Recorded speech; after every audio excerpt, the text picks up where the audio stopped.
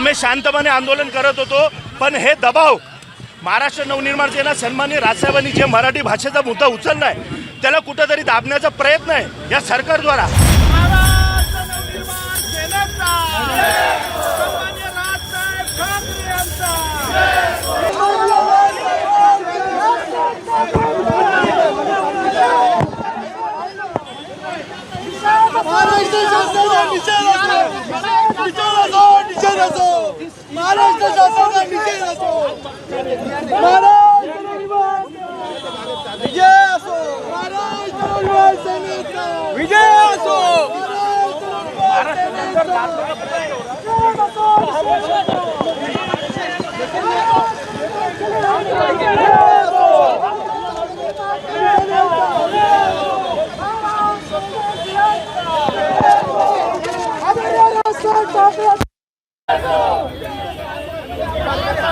वो यहाँ पर है। आप हिंदी भाषा की सख्ती क्यों कर रहे हैं? महाराष्ट्र में ऑलरेडी हिंदी बोली जा रही है ना।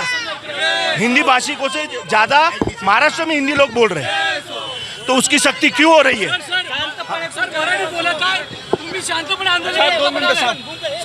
आम्ही शांतपणे आंदोलन करत होतो, पण हे दबाव महाराष्ट्र नवनिर्माण सेना सन्माननीय राजसाहेबांनी जे मराठी भाषेचा मुद्दा उचललाय त्याला कुठेतरी दाबण्याचा प्रयत्न आहे या सरकारद्वारा। त्याचा जाहीर निषेध करतोय। आज पूर्ण महाराष्ट्रात जेवढे हिंदी भाषिक राज्य आहे त्याच्यापेक्षा जास्त महाराष्ट्रात हिंदी बोलतात लोक, शाळेमध्ये पण शिकवतात, तर हे सक्ती का? माझं म्हणणं आहे आंध्र प्रदेश, तमिळनाडू जिथं हिंदी भाषेला उभं ठेवत नाही तुम्ही तिथं ही सक्ती का लादत नाही? महाराष्ट्रामध्ये का? हे फक्त आणि फक्त मराठी भाषेला कुठेतरी संपवायचा प्रयत्न चालू आहे, जे महाराष्ट्र नवनिर्माण सेना सन्माननीय राजसाहेब ठाकरे आणि त्यांचा कार्यकर्ता सहन करणार नाही। आता तुम्ही बघितलंय आम्ही एकदम शांतपणे आंदोलन करत होतो, आमची काय चूक आहे याच्यात? आम्ही आमची मराठी संस्कृती दाखवायचा प्रयत्न केलाय, त्याला पण दाबायचा प्रयत्न केलाय। आमच्या सरकारचा महाराष्ट्र नवनिर्माण सेनेचा सन्माननीय राजसाहेब ठाकरे यांचा हिंदी भाषेची सक्ती सहन करणार नाही, करणार नाही। हिंदी भाषेची सक्ती, हिंदी भाषेची सक्ती, हिंदी भाषेची सक्ती।